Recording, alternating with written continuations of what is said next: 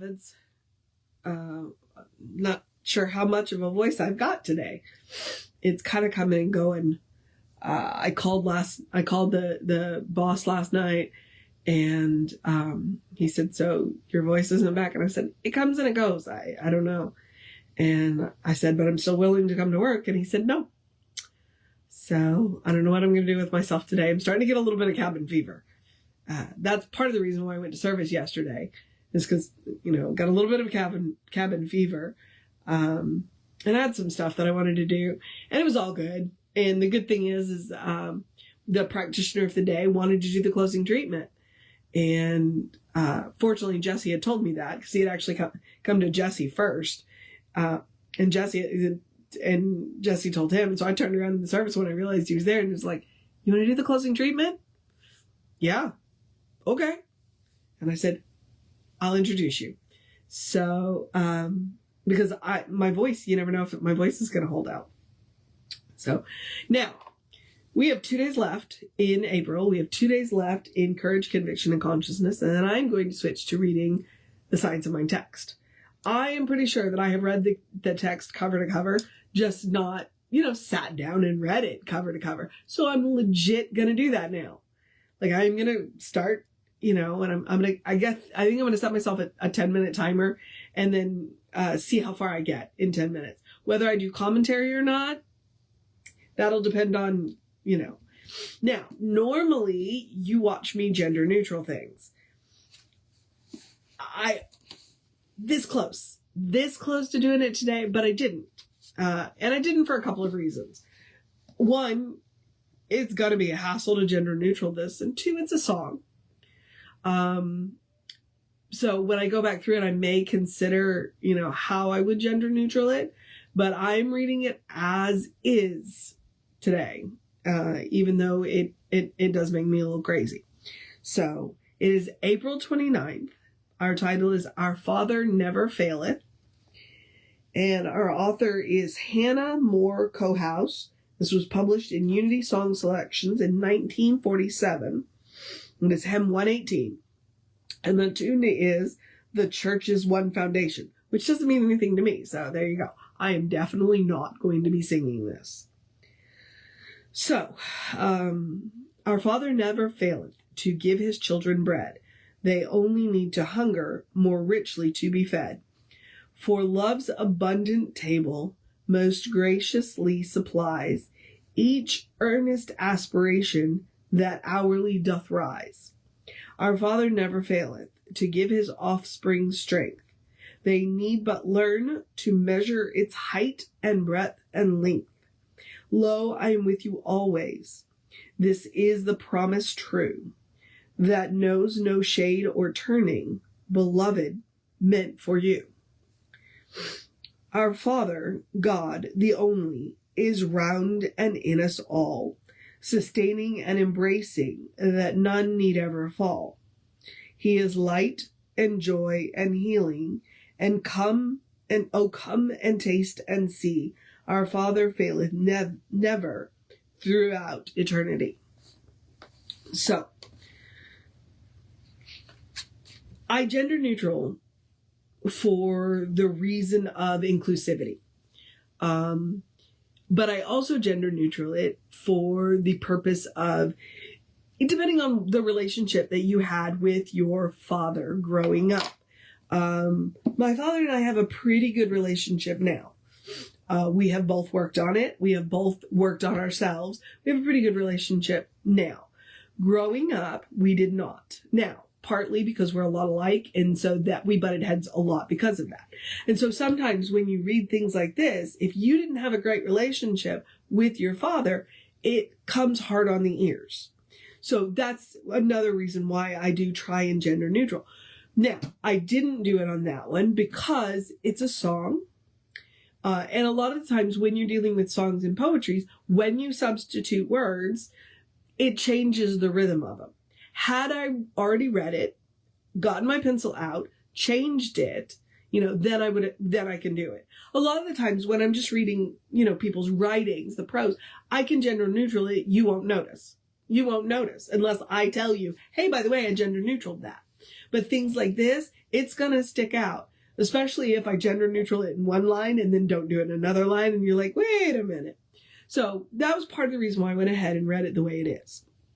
Now, when it comes to things like this, it's a beautiful song, and the sentiment I can get behind. The Spirit has never failed me. The divine has never failed me.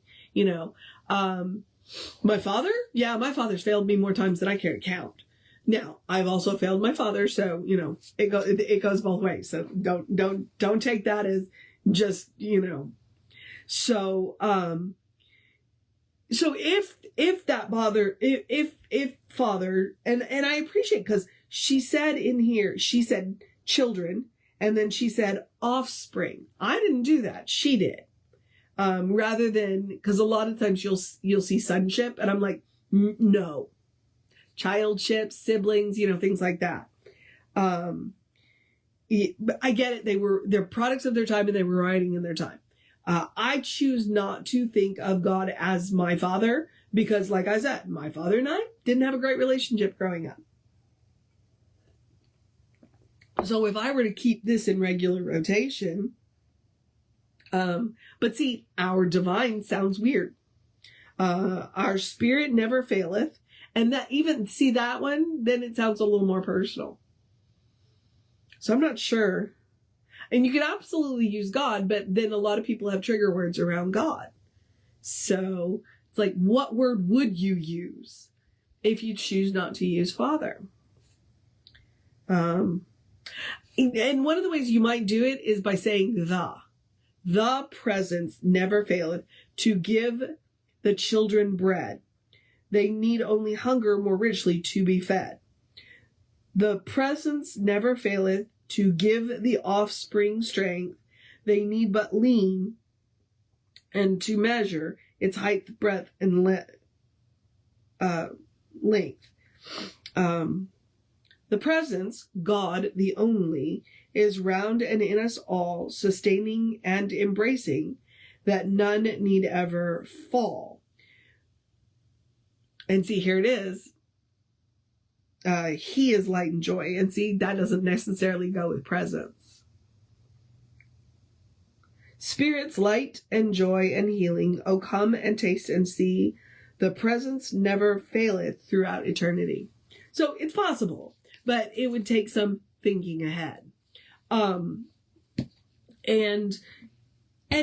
that's one of the reasons why I do what I do. That's why I do tend to gender neutral or tend to change things and use and it's one of the reasons that Jessie has moved to using the word divine instead of God, because we come with all of this baggage.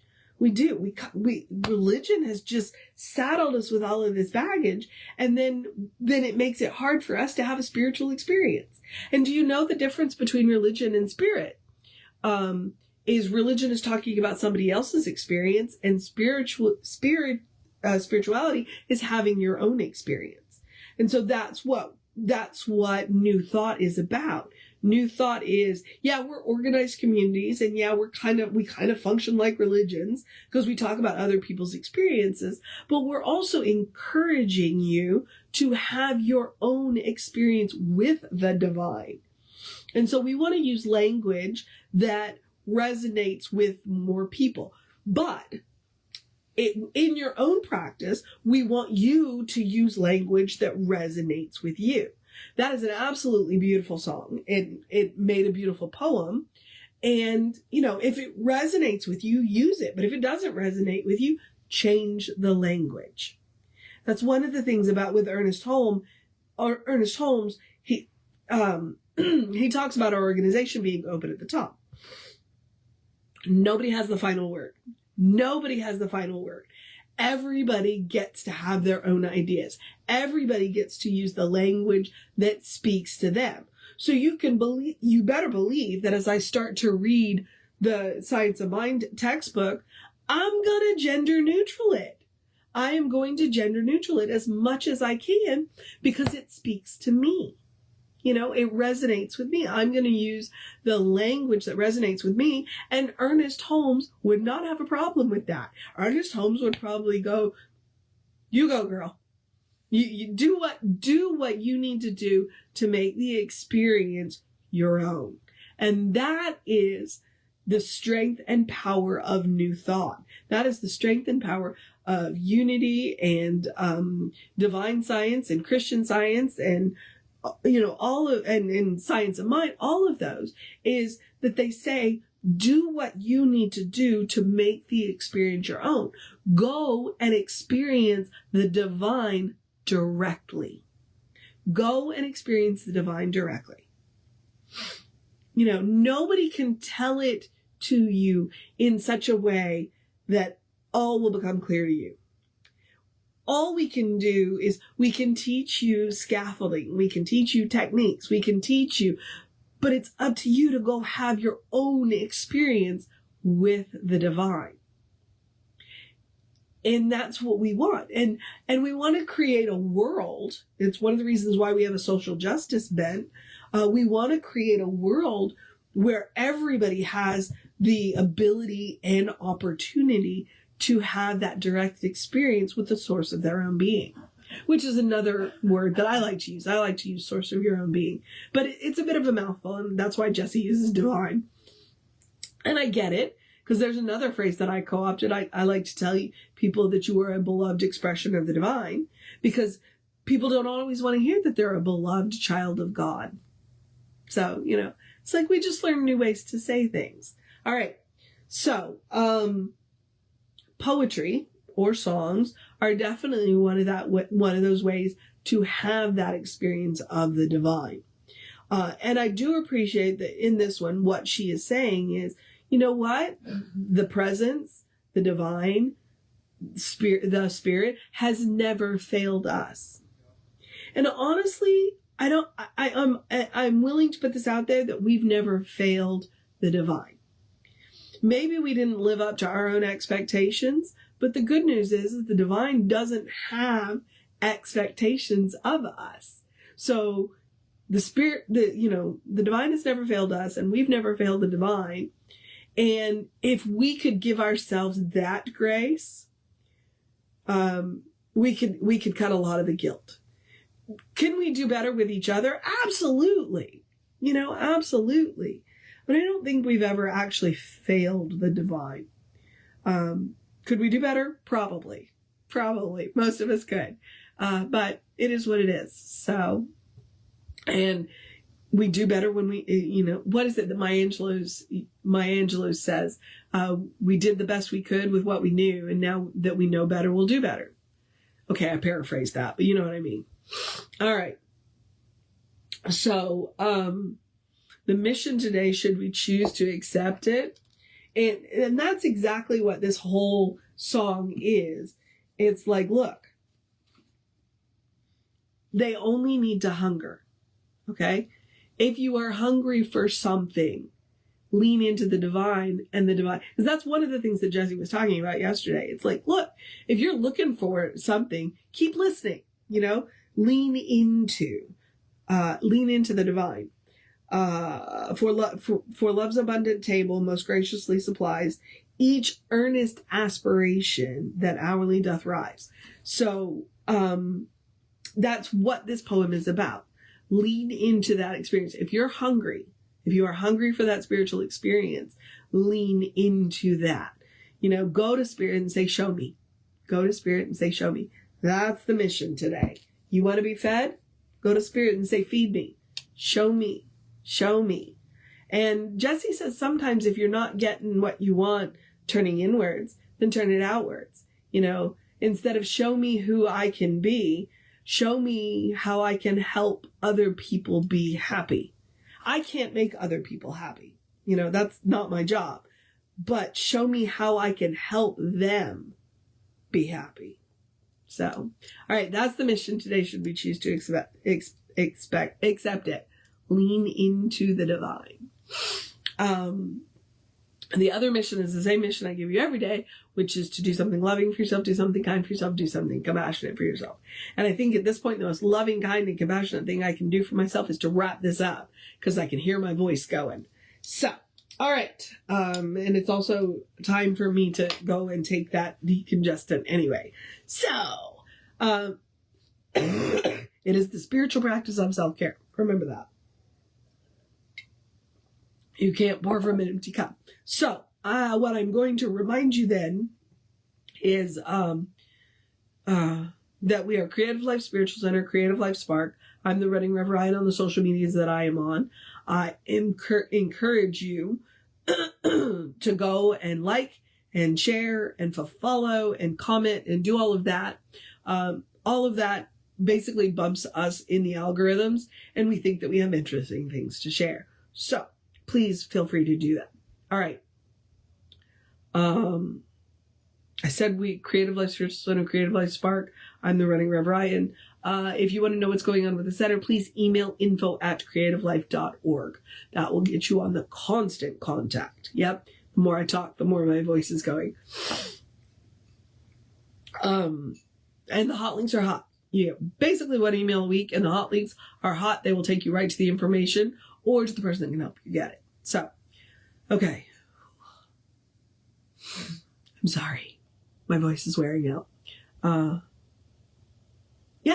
I guess I'm at the part where I get to encourage you to have a great day, a wondrous day, a fantastic day, a magical day, an enchanted day, a wonder-filled day, an awesome day, an amazing day, a get this week started right day, a check off that first task day, a enjoy the rain that we had day, because everything's so green now, day, a be careful day because everything's wet day, a pray for Sulphur, Oklahoma day, take care of yourself day, silly day, get stuff done day, good day, and if that is too much pressure, simply have a day. You are enough just as you are. You are a beloved expression of the divine. You are spirit in motion, God in action. You are a divine spark, a brilliant light.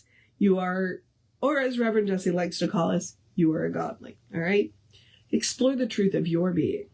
As I like to remind you, get to know who the divine knows you to be. Because the one thing I can promise you, and it is the only thing I can promise you, the person that the divine knows you to be is good. Beyond that,